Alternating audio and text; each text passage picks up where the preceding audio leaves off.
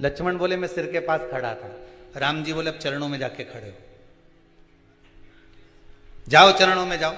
और रावण के चरणों में जैसे लक्ष्मण जी गए, तब रावण ने लक्ष्मण जी को बुलाया और बुलाकर कहा, लक्ष्मण जी ने पूछा आपकी कोई अंतिम इच्छा हो, प्राण छूटने वाले हैं, आपके प्राण जाने वाले हैं, नाभि में अमृत सूख चुका है, बाण लग चुका है, आप मरने वाले हो, कोई आपकी इच्छा हो तो जरूर बताना। रावण मरते मरते भी एक सत्कर्म करते हुए चले गया।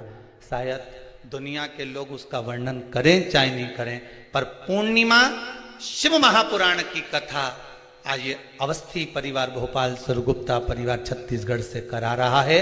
तो इस प्रसंग को अपने जीवन में उतार कर रखना कि मरते मरते रावण एक सत्कर्म कर कर चला गया और लक्ष्मण जी से कहकर चले गया कि हे लखनलाल, मेरे राघव जी से विनती करना, मेरे राम जी से विनती करना कि मेरे जितने राक्षस मरे, ये तो मेरे राम जी और लखनलाल जी और उनकी सेना के द्वारा मरे हैं।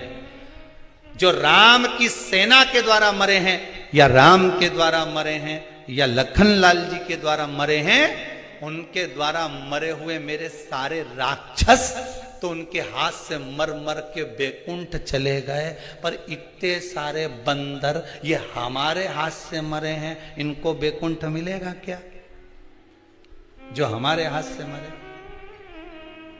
तो लखनलाल जी आप राघव जी से विनती करना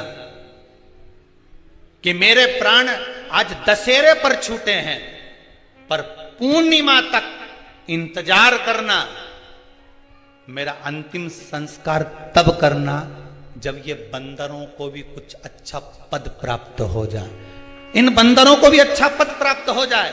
रावण का शव पड़ा रहा, मंदोदरी बिलखती रही, रोती रही, विभीषण बात और संवाद राम जी से करते रहे, पूर्णिमा तक पड़ा रहा। तब अंत बिंदु क्या हुआ? जब पूर्णिमा का चंद्र आया, तब राघव जी ने कहा, ए चंद्रदेव, आप शंकर जी के मस्तक पर विराजमान हो, कृपा करो, इन रावण के साथ वालों का उद्धार तो मेरे हाथ से मरते से ही हो गया, बस इतनी कृपा और कर दीजिए कि आपकी चंद्रमा की अमृत की बूंद इन बंदरों पर गिरा दीजिए, जिससे ये पुनः जीवित हो जाए, इनको अमृत तत्व मिल जाए। ये भक्ति का तत्व है, ये भक्ति का तत्व है। रावण के तब अंतिम संस्कार हुआ। अब सोचिए, जाते जाते भी भलाई का काम करके जा रहा है। और आज के जमाने में व्यक्ति जाते जाते भी पूरे झगड़े का काम करके जाता है। लिख के जा रहा हूं, ये मेरे शरीर को हाथ नहीं लगा, ये मुझे छुए नहीं। अरे ऐसा कहां का काम? जरा सा झगड़ा हो ही नहीं तो तुम लड़ाई में कह दो, मैं तो पांव नहीं धरूंगा तेरे यहां, और तेरा मुंडा नहीं देखूंगा, और मैं तेरे यहां आऊंगा नहीं। अच्छा, तुम जैसे संसार के लोगों से लड़ाई करो कि तो मैं तेरे यहां आऊंगा ही नहीं, ऐसी लड़ाई एक आध दिन तुम महादेव से कर लो कि मैं तेरे यहां आऊंगा ही नहीं, तो महादेव के नहीं आएगा तो बांध के लाएंगे, पर आना तो पड़ेगा। ऐसी लड़ाई तुम कर लो भगवान से कि मर जाऊंगा पर तेरे यहां नहीं आऊंगा। संसार के लोगों से लड़कर तो कह सकते हो कि मैं तेरे यहां नहीं आऊंगा, झगड़ा कर लिया, लड़ लिए, बोल दिया, अपशब्द ताने कह दिया, पर भगवान से लड़कर कह दे तो कम कि हम तुम्हारे यहां नहीं आएंगे, जा तुमसे जो बन जा कर लो, जाओ कर लो। भगवान से कौन लड़ा? अमृत की वो बूंद है चंद्रमा, बरसा रहा। महाराज शिव महापुराण की कथा कह रहे हैं। शंकर नाम में वो अमृत छुपा हुआ है। क्यों कहते हैं महामृत्युंजय? क्यों कहा गया?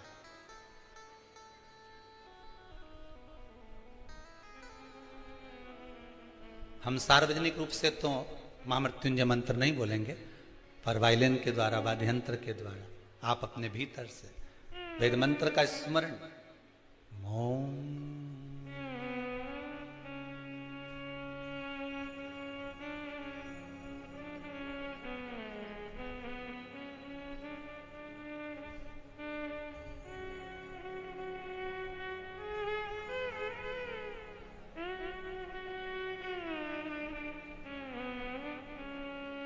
इसमें अमृत छुपा है। एक बार आप नेत्र बंद कर इसी वाद्ययंत्र के साथ ध्यान लगाकर इस त्र्यंबक मंत्र का, महामृत्युंजय मंत्र का फिर एक बार स्मरण करिए।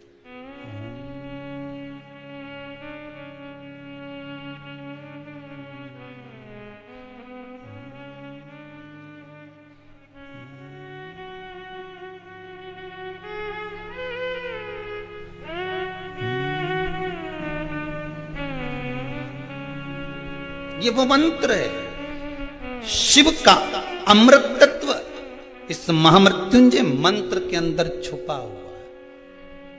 शिव का अमृत मंत्र। अगर किसी का एक्सीडेंट हो जाए, शुगर बीपी बढ़ गया, कोई बड़ा रोग आ गया, तो सबसे पहले आप पंडित देवता को बुलाकर, ब्राह्मण देवता को बुलाकर, अपने नगर के पुरोहित ब्राह्मण आदि जोगी सन्यासी जो भी है उनके पास में जाकर पूछोगे, गुरुदेव जरा पत्रिका देखिए, पत्रिका देखकर मेरे दादाजी का, मेरे पिताजी का, मेरी माताजी का, मेरे भाई का, बंधु का, सखा का, पति का, पत्नी का, बेटे का, पुत्र का, जरा देखकर बताओ किसका ग्रह क्या चल रहा है। और कह दिया इसके ग्रह तो सब ठीक है। नहीं नहीं गुरुदेव, इसको कष्ट बहुत है,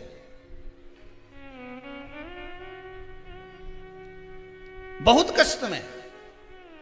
किसी भी ब्राह्मण देवता से पूछोगे, नगर के किसी ब्राह्मण जन से आप पूछोगे, किसी विद्वान पंडित जी से आप पूछोगे, तो वो अगर शरीर में कष्ट है, रोग है, बीमारी है, बड़ी विपदा आन पड़ी है, तो कोई तुमसे नहीं कहेगा कि कनक धारा का पाठ करिए, कोई तुमसे ये नहीं कहेगा कि श्री सूक्त का पाठ करिए, कोई तुमसे ये नहीं कहेगा कि पुरुष सूक्त का पाठ करिए। अगर विपदा भरी है, रोग बड़ा है, तकलीफ बड़ी है, कष्ट बड़ा है, तो कोई तुमसे ब्राह्मण जन, विप्रजन, विद्वान पंडित जन एक बात जरूर कहेंगे कि महामृत्युंजय का अनुष्ठान करवा लीजिए। क्यों? महामृत्युंजय के उस मंत्र में क्या छुपा है? महामृत्युंजय के उस मंत्र में है क्या? तो महामृत्युंजय के उस मंत्र में चंद्र और शिव का अमृत तत्व छुपा हुआ है।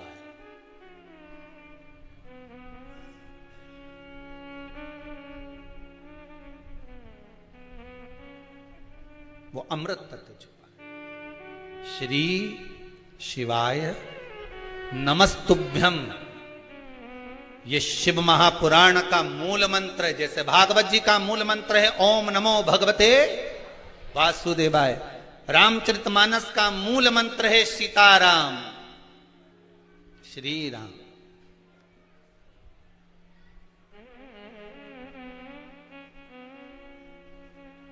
शिव महापुराण का मूल मंत्र है श्री शिवाय नमस्ते। इस मंत्र में कुछ तो सुख होगा। ये किसी ने पर्चा लिखकर भेजा है, देखिए पर्चे तो आए हैं पर हम पढ़ नहीं पाए हो ज्यादा।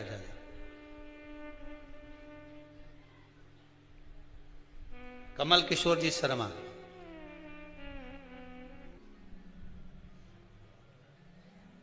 आप जब फ्री रहा करो, हम तो कहेंगे कुबेरेश्वर धाम में अगर आए हो, कुबेरेश्वर धाम में अगर पहुंचे हो और बाबा की कथा सुनने के लिए आए हो, तो जितना देर आपको समय मिला करे एकांत में बैठकर, कुबेरेश्वर धाम की कंकर में शंकर है, बैठकर। नहीं आए, जिस जगह पर बैठकर कथा सुन रहे हो, भोजन बनाते हुए, सोफे पर बैठकर भोजन करते हुए, क्योंकि ये समय 11 बजे से 2 बजे का समय तो खाने का भी, निपटाने का भी है, तो आप जिस जगह पर हो उस जगह पर बैठकर शंकर की कथा का स्मरण करते हुए, नाम जाप करते हुए, नाम मंत्र बोलते हुए, श्री शिवाय नमस्तुभ्यम, इस मंत्र का स्मरण करते रहो, जपते। शिव मंत्र है, शिव महापुराण की कथा कर रहे हैं। लंकाधिपति लंकेश, रावण भी अहंकार था, रावण में अभिमान था, दुराचारी भी था मान सकते हैं, पापी भी था मान सकते हैं कि उसने पाप कर्म करा, माता सीता का हरण करा, सब कुछ मानते हैं कि करा होगा, किया होगा, सब मानते। पर अहंकार, अभिमान, अहम व्यक्ति का जब जाता है तो व्यक्ति आप रूप निर्मल होता चले जाता है। जब अहंकार जाता है तब निर्मलता जाती है। होता है कभी कभी गुल्लक, किस किस के यहाँ पर गुल्लक, बच्चे लोग जो पैसा डालते हैं, है किसी किसी के यहाँ? आप लोगों क्या, जितने लोग आस्था पर कथा सुन रहे हैं, एक छोटे से बच्चा, छोटा बच्चा एक गुल्लक तैयार करता है, उस गुल्लक में रुपया डालता जाता है, पैसा डालते जाता है, गुल्लक में रुपया पैसा भरते जाता है, पैसा डाल रहा है, रुपया डाल रहा है। पर विचार करिएगा, एक दिन गुल्लक को अहंकार आ जाए कि जितने रुपए डले हैं सब मेरे। बोलो सही बात है? ये गुल्लक के हैं क्या है? और एक दिन गुल्लक को अहंकार आ जाए कि जितना रुपया डाला ये सब मेरा है, इसमें जितना पैसा पड़ा सब मेरा है, और गुल्लक को अहंकार आ जाए, और एक दिन कहीं का व्यक्ति आए और छोरे ने जो गुल्लक उठाई ने उनके दो दोचा फेंका ने पैसा सब निकल के बाहर आया, तब गुल्लक को समझ में आया कि जब तक मैं फूटी नहीं, जब तक मुझे फोड़ा नहीं, जब तक मुझे तोड़ा नहीं, जब तक मैं टूटी नहीं, तब तक ये धन मेरा था। गुल्लक को अभिमान था जब तक धन मेरा था, और जैसी टूट गई फिर समझ में आया कि ये धन मेरा नहीं था, मैं तो गुल्लक थी, इकट्ठा कर रही थी, दूसरे के लिए जोड़ रही थी, और एक दिन जिसके लिए जोड़ा उसी ने मुझे, हर जम के तो बोलो, तोड़ा। मैंने जिसके लिए जोड़ा उसी ने मुझे तोड़ा, और तोड़ा तो मैंने जिंदगी भर इसी के लिए जोड़ा था, मुझे छोड़ना पड़ेगा, देना पड़ेगा। गुल्लक की कथा नहीं, अपन सब की कथा है। जैसे गुल्लक में 5-5 रुपया, 2-2 रुपया, 10-10 रुपया, 50-50 रुपया, 100-100 रुपया, 1000-1000, 2000, ये सब जोड़ जोड़ कर जो हमने रखा गुल्लक में, उसी तरह हम गुल्लक की तरह हैं। एक छोटा सा फ्लैट है, खरीद लो, थोड़ा सा बना लो, किसके लिए? बच्चे बड़े होंगे उसमें रहेंगे। गुल्लक की तरह हम भी जोड़ना है। साड़ी मिली मायके से, नहीं पहनी, अच्छी थी, बेटी के लिए रख दी, और अच्छी थी, बहू को चढ़ावे में चढ़ा देंगे।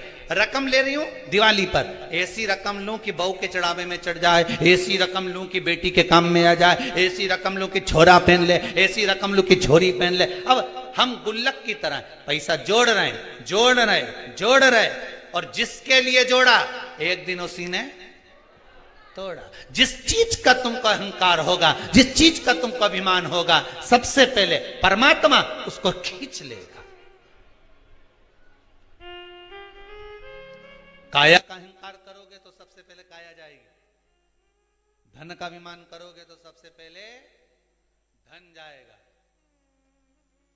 सबसे ज्यादा अहंकार होता है इन दांतों को खाने का, सबको काट खाऊंगा, सबको चबा जाऊंगा। पूरे शरीर में सबसे पहले यही जाए, पूरे शरीर में।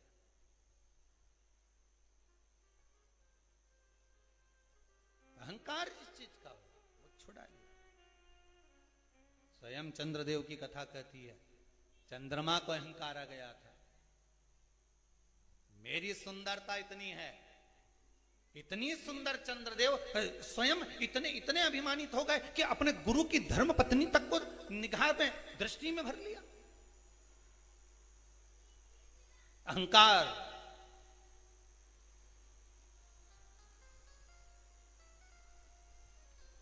अहंकार जब आता है व्यक्ति समझ नहीं पाता है।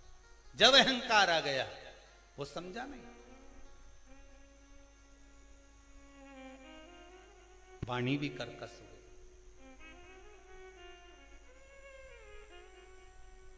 कौआ और कोयल दोनों में सबसे अच्छा कौन बोलता है? जम के तो बोलो जरा। कोयल अच्छा बोलती है, ठीक है। कौए ने तुम्हारा कुछ बिगाड़ा क्या? अरे बोलो तो जम के। नहीं। कोयल ने तुमको रिश्वत दी क्या? तो फिर तुमने कोयल का नाम काय को लिया? है? कोयल ने ना तो तुमको रिश्वत दी, कोयल ने ना तुमको कुछ एक केरी तोड़ के दी, कोयल ने ना तुमको कभी लड्डू लाके दिया, और तुमसे पूछा कि कौवा और कोयल में जोरदार कौन बोले, तो तुम तुरंत बोल दिए, जितने आस्था चैनल पे कथा सुन रहा, तुरंत बोले कोयल अच्छा बोलती है। तो कौवे ने तुम्हारा क्या बिगाड़ा था रे? वो तो बेचारा श्राद्ध में जीवने भी आए, और नहीं आए तो तुम थाली लेके काव काव करता रहा जा।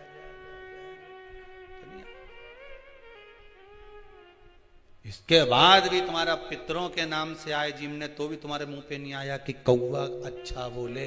तुम्हारे मुख पे आया तो एक ही बात आई ना, कोयल अच्छा बोले। ना कोयल ने तुम्हें रिश्वत दी, ना मोती दिया, ना लड्डू दिया, ना पेड़ा दिया, ना कपड़े दिलाए, ना एक बार कभी दिवाली पे घूमने गई तुम्हारे साथ।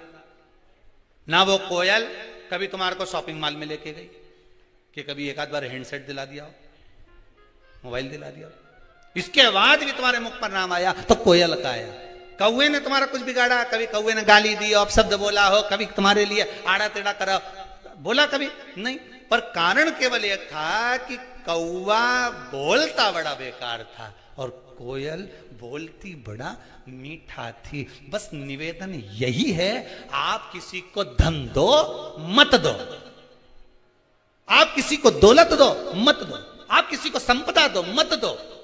मेरा निवेदन केवल इतना सा है, घर में जितनी माताएं निवास करती हैं, घर में जितनी बहुएं निवास करती हैं, घर में जितने बेटे रहते हैं, घर में जितने बुजुर्ग रहते हैं, उन सब से निवेदन है कि कौवा ना तो किसी का कुछ बिगाड़ता है और कोयल ना किसी को कुछ देती है, तो भी कोयल की बड़ाई होती है। उसी तरह तुम भी कुछ मत दो, रोटी बनाना हो तो बनाओ, नहीं बनाना मत बनाओ, जाओ ने कमरा में सो जाओ, पर मुंडा से जो आवाज निकालो तो कोयल जैसी निकालो, तो दुनिया में तुम्हारा पूछने वाला ढेर हो जाए, ढेर पूछेंगे। बस वाणी की प्रधानता, वाणी ऐसी बोलिए जो मन का आपा खोए। पर आज के जमाने में वाणी ऐसी बोलिए जो जम के झगड़ा होए, पर उससे मत बोलिए जो तुमसे तगड़ा।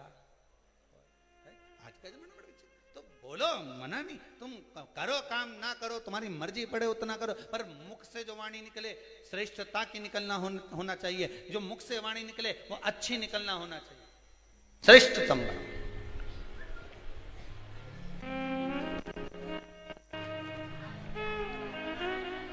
मिठास,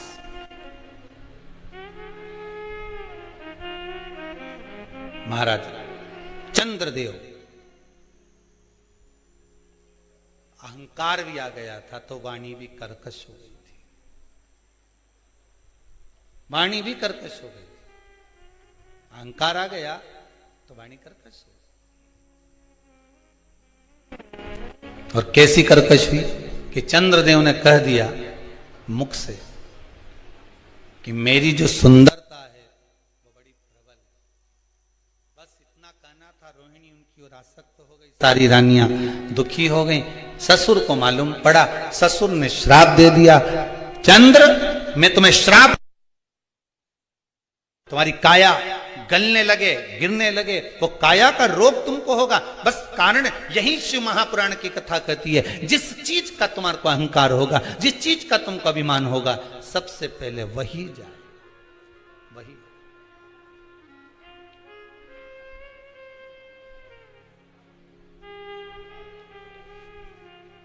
वो कहे ना, धन दौलत बालो सुन लो, एक दिन ऐसा आएगा, धन दौलत और माल खजाना सभी पड़ा रहेगा। सुंदर काया माटी होगी, चर्चा होगी गली गली, ले लो रे कोई राम का प्यारा, शोर मचाऊं गली गली, शोर मचाऊं।